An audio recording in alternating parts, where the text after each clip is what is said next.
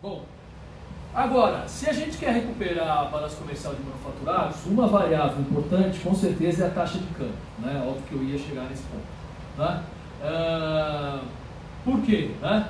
Porque a indústria, no nosso caso aqui, como um país que tem uma participação grande, uma facilidade muito grande de produzir bens primários, né?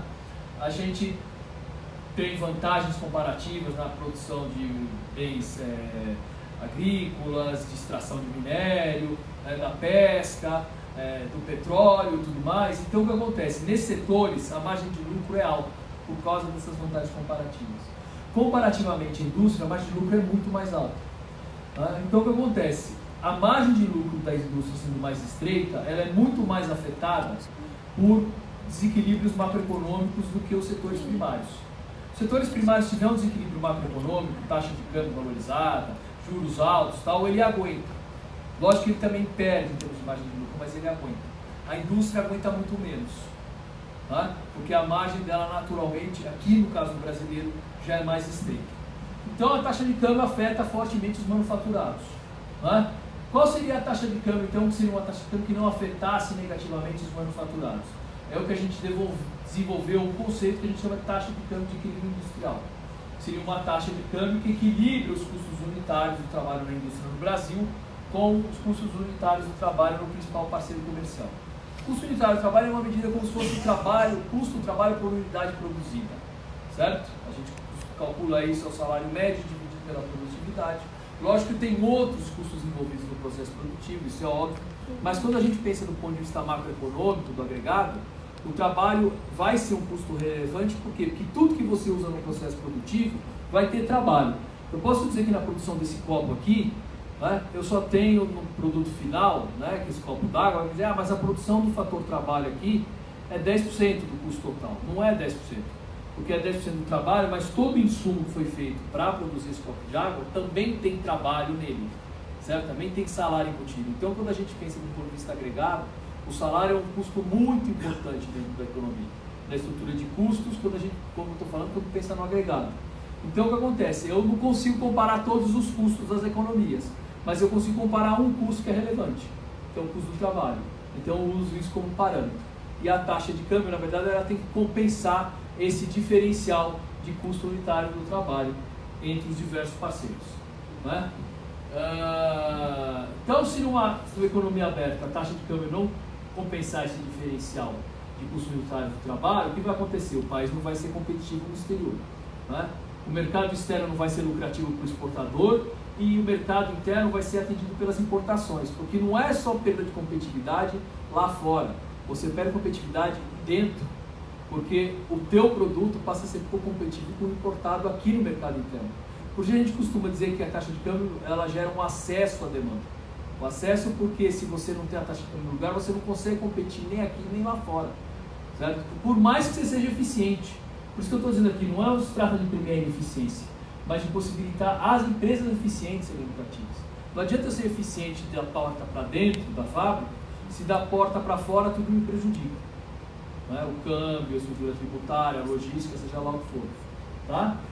Então, se o mercado externo for lucrativo, o mercado interno for atendido pelas importações, o que acontece? A queda dos lucros implicará em menores investimentos, a produtividade estagnará, a estagnação da produtividade implica em elevação do custo unitário do trabalho, e a economia entra num ciclo vicioso, cada vez ela vai ser menos competitiva.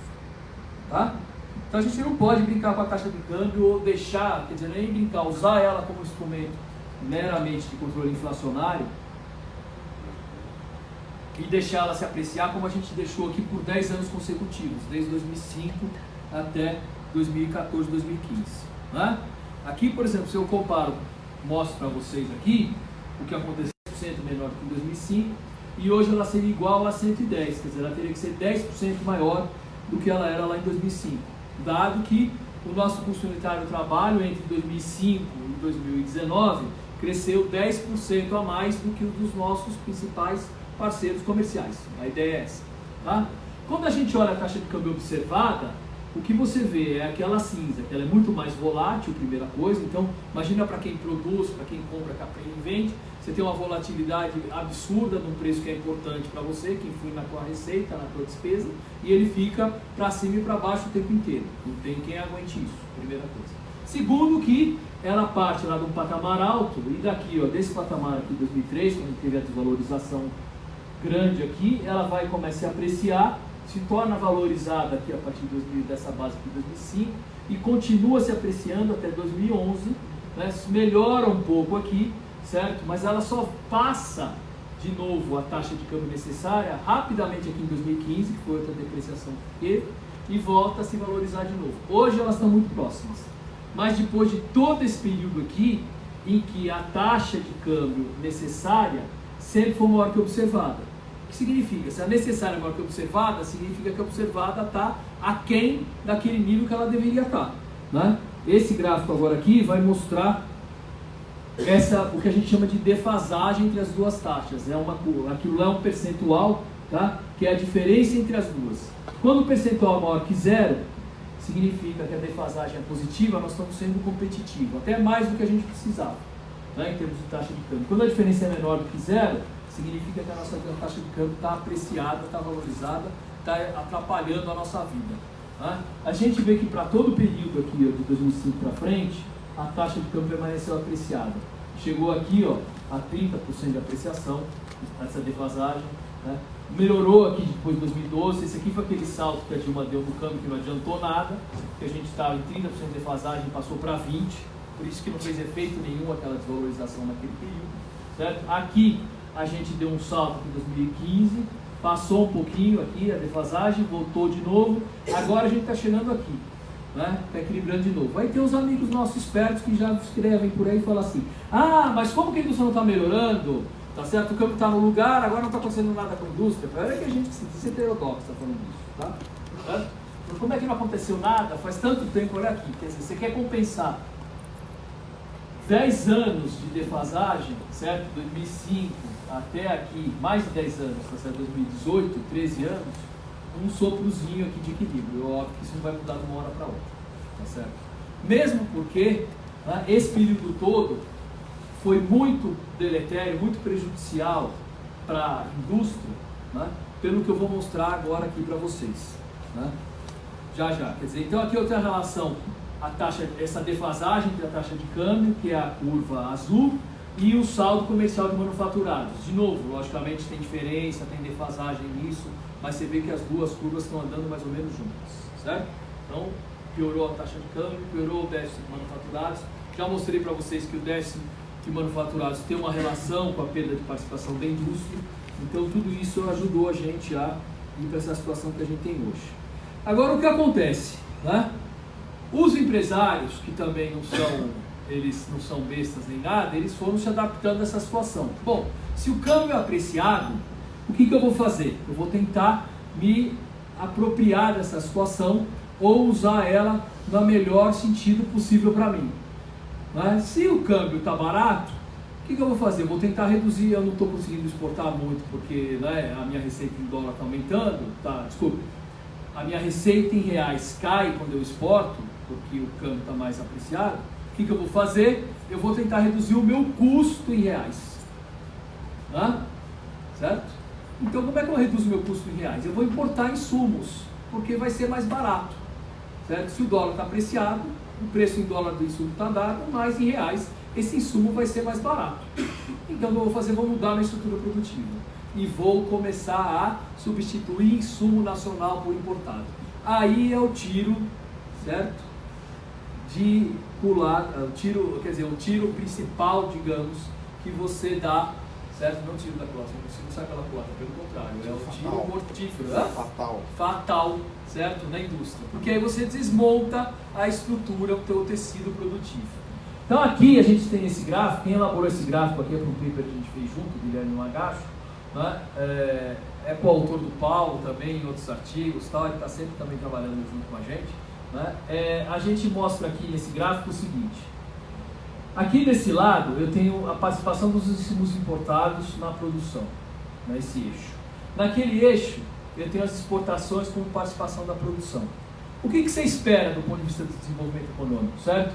Que um setor, ele pelo menos ele vá para cima, certo? Ele pode ir para cima nesse sentido, ele pode aumentar a participação de importado na produção, mas isso compensa se ele exportar mais. Porque nós estamos falando de cadeias globais de valor hoje, você não vai conseguir produzir todos os seus insumos, você pega insumo de tudo quanto é lugar do mundo, mas se você exporta também o bem final, aquilo que eu falei para vocês, você está ganhando. Então isso graficamente estaria representado com uma setinha nesse sentido aqui, certo? Eu importo mais e exporto mais também. Se você exportar mais sem importar mais, é melhor ainda, tudo bem, certo? O que você não pode fazer, né, é isso aqui, cair para cá, porque aí você está exportando menos e usando a mesma quantidade de insumos importados. A pior situação é se esse gráfico vier para cá, porque você está importando menos e exportando menos, desculpe, e importando mais insumos. Aqui está vendo claro? uma maquila, né?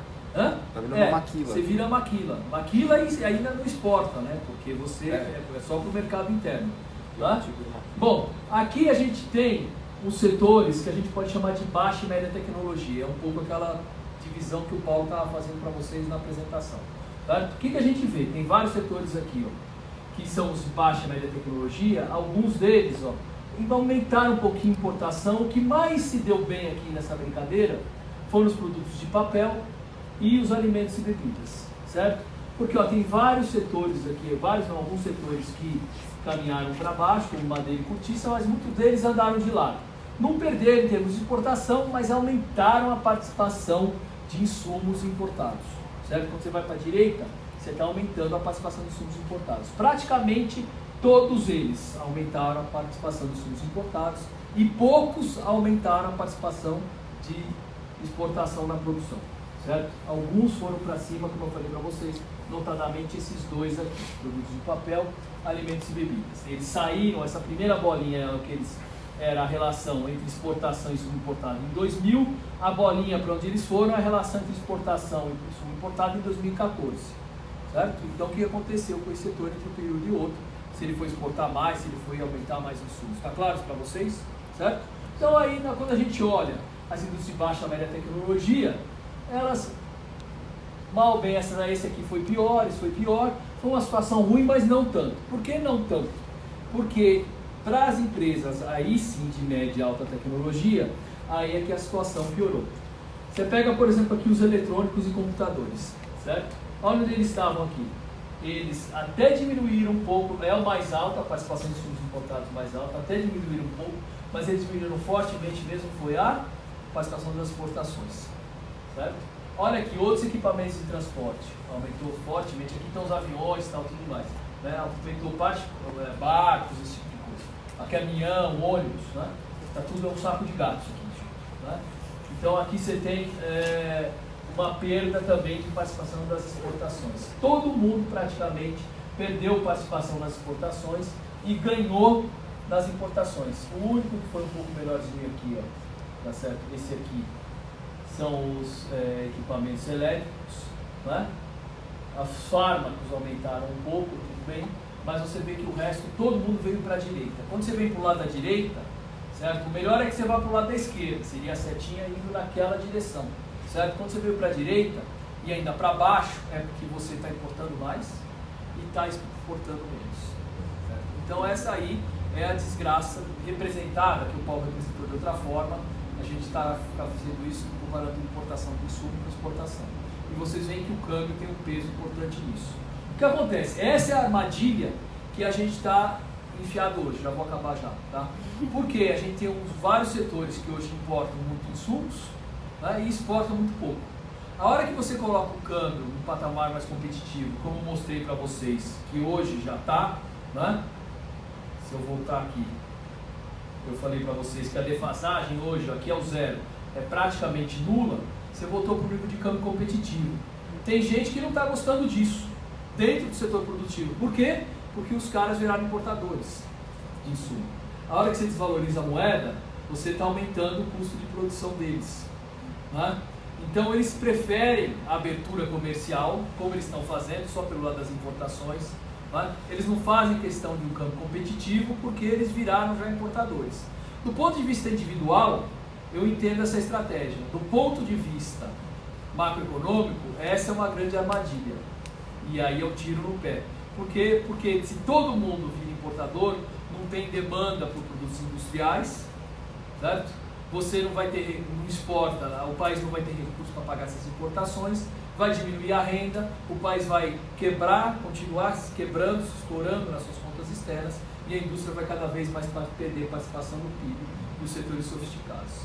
Então, sair hoje dessa armadilha depois de 10 anos de câmbio valorizado não é uma coisa muito fácil. O câmbio ajuda, se for para o lugar certo, mas não é só ele. Você vai ter que ter política industrial, de inovação, de ciência e tecnologia, um monte de coisas juntas, porque nós já entramos num cenário que é muito ruim, depois de tanto tempo de apreciação. Tá? É isso aí. Muito obrigado.